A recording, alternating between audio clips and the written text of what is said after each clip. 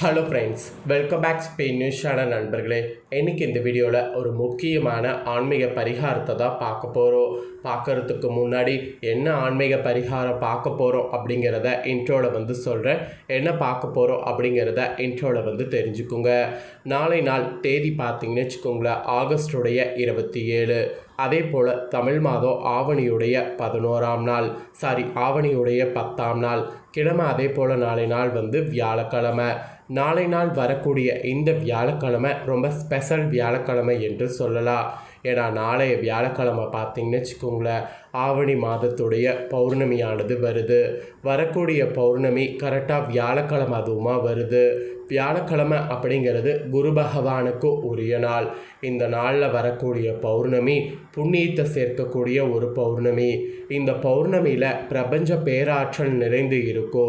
அதனால் இந்த பௌர்ணமியில் நாம் என்ன விஷயம் செய்தாலும் அதில் நிறைய புண்ணியம் நமக்கு கிடைக்கும். அதில் புண்ணியத்தை சேர்க்கக்கூடிய ஒரு முக்கியமான பரிகாரத்தை தான் இந்த வீடியோவில் ஷேர் பண்ண போகிறேன். இது நிறைய பேருக்கு தெரிந்திருக்க வாய்ப்பு கிடையாது. அதனால் வீடியோவை ஃபுல்லாக பாருங்கள்.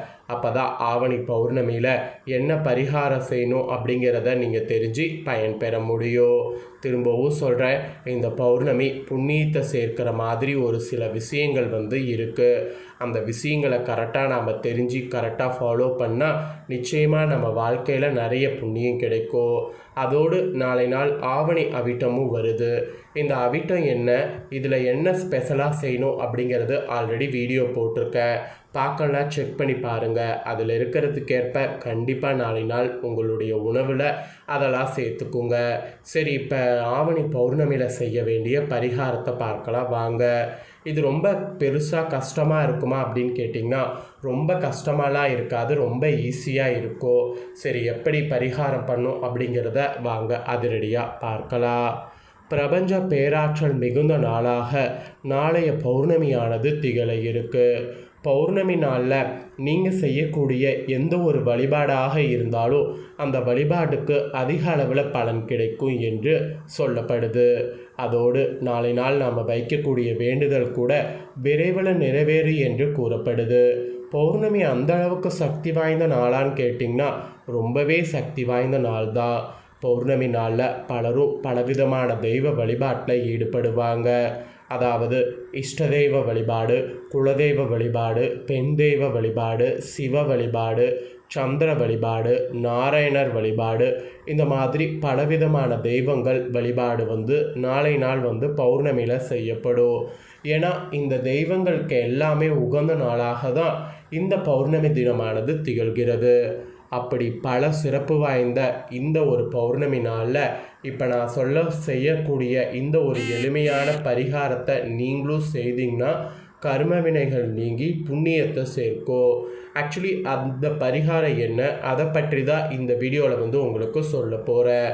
இது ஆவணி பௌர்ணமியான நாளை நாள் செய்ய வேண்டிய பரிகாரம். சரி, இப்போ பரிகாரத்தை பார்க்கலாம் வாங்க. ஆவணி மாதத்தில் வரக்கூடிய ஒன் ஆஃப் த ஒரு ஸ்பெஷல் நாள் நாளைய பௌர்ணமி என்று சொல்லலாம். இந்த பௌர்ணமியானது செப்டம்பர் மாதம் இல்லைனா ஆகஸ்ட் மாதம் வரும். இந்த டைம் ஆகஸ்ட் 27ஆம் தேதி நாளைய வியாழக்கிழமை அன்று வருது. அதுவும் நாளை வியாழக்கிழமை பார்த்தீங்கன்னு வச்சுக்கோங்களேன், பௌர்ணமி திதி காலையில் ஆரம்பித்து ஃபுல்லாகவே இருக்குது. பௌர்ணமி திதியானது மறுநாள் வெள்ளிக்கிழமை காலையில் தான் பார்த்தீங்கன்னு வச்சுக்கோங்களேன் முடிவடையுது. மேலும் ஒரு ஸ்பெஷல் விஷயம் என்னென்னா, மறுநாள் வெள்ளிக்கிழமை பௌர்ணமி முடியக்கூடிய தருணத்தில் இந்த ஆண்டுடைய இறுதி சந்திர கிரகணமானது நிகழ இருக்குது.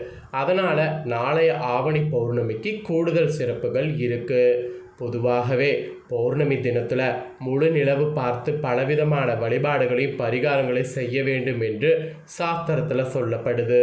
அப்படி செய்வதன் மூலம் செல்வ செழிப்போடு வாழ முடியும் என்று இதுவரைக்கும் சொல்லப்பட்டுருக்கு. அதனால் நாளை பௌர்ணமி நாளில் உங்களுடைய பாவ கணக்கையும் கர்ம வினையும் குறைப்பதற்குரிய பரிகாரத்தை சந்திரன் வரக்கூடிய வேளையில் தான் செய்ய வேண்டும். அப்படி பார்க்கும்போது நாளை மாலை சந்திரன் வந்ததுக்கு பின்னாடி தான் இந்த பரிகாரத்தை செய்ய வேண்டும். பொதுவாகவே இந்த பௌர்ணமி தினத்தில் மாலை நேரத்தில் நிலவு வானத்தில் வந்து எக்ஸ்ட்ராவாக ஸ்பெஷலாக இருக்கும். அப்படி ஸ்பெஷலாக வரக்கூடிய நேரத்தில் நாம் செய்யக்கூடிய வழிபாடு பரிகாரமே அதிக அளவு பலனை நமக்கு கொடுக்கும்.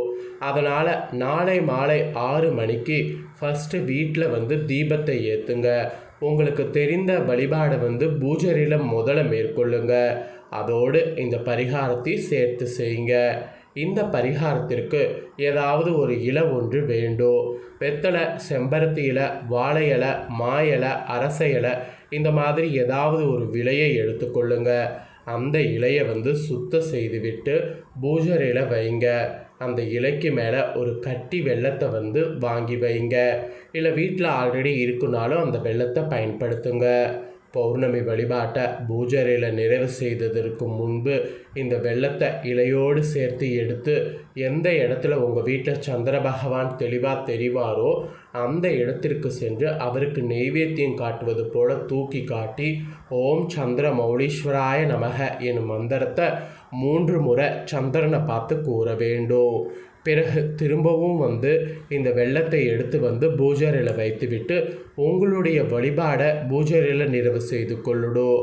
பூஜை அறையில் தீபம் எரியிற வரைக்கும் இந்த வெல்லம் அப்படியே வந்து அங்கேயே இருக்கட்டும். தீபத்தை நீங்கள் குளிர வைக்கக்கூடிய அந்த நேரத்தில் இந்த வெல்லத்தை இலையோடு சேர்த்து எடுத்து வந்து உங்களுடைய வீட்டு நிலைவாசலுக்கு வெளியே வைக்க வேண்டும். இரவு முழுவதும் இது அப்படியே இருக்கட்டும். மறுநாள் காலையில் வாசலை சுத்தம் செய்யும் பொழுது இதை எடுத்து ஓரமாக கால்படாத இடத்துல வைத்துவிட வேண்டும். இப்படி இரவு முழுவதுமே வெள்ளம் நிலைவாசலில் இருப்பதன் மூலம் அந்த வெள்ளத்தை உண்பதற்கு எறும்புகள் நம்ம வீடு தேடி வரும். வெள்ளத்தை சேகரித்து செல்லும். இப்படி பௌர்ணமி நாளில் எறும்புகளுக்கு நீங்கள் தானம் செய்வதன் மூலம் உங்களுடைய கரும வினைகள் படிப்படியாக குறைவதோடு உங்களுக்கு புண்ணியங்களும் வந்து உண்டாகும். ஸோ இதுதான் பரிகாரம். இதை செய்திடுங்க. ஆக்சுவலி தானத்திலே சிறந்தது அன்னதானம். அன்னதானம் என்பது மனிதர்களுக்கு மட்டும் செய்யக்கூடியதல்ல. உயிருள்ள எந்த ஜீவனுக்கு வேண்டுமானாலும் வயிறு நிறைய உணவு தருவது அன்னதானம்.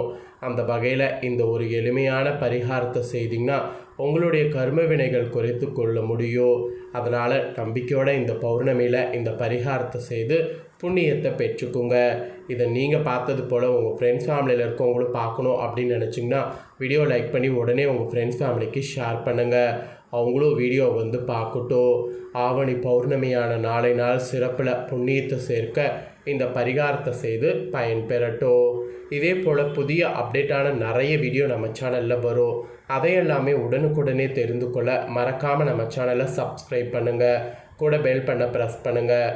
அதை நீங்கள் பண்ணிட்டீங்கன்னா இனி நான் போகிற மற்ற அப்டேட்டான எல்லா வீடியோஸும் உடனுக்குடனே தெரிந்து கொள்ளலாம். ஸோ மறக்காமல் சப்ஸ்கிரைப் பண்ணி பெல் பண்ண ப்ரெஸ் பண்ணுங்கள். நெக்ஸ்ட்டு இதே போல் சுவாரஸ்யமாக வேறொரு புதிய வீடியோவில் உங்களை சந்திக்கிறேன். சப்ஸ்கிரைப் பண்ணுங்கள், சப்போர்ட் பண்ணுங்கள். நன்றி, வணக்கம்.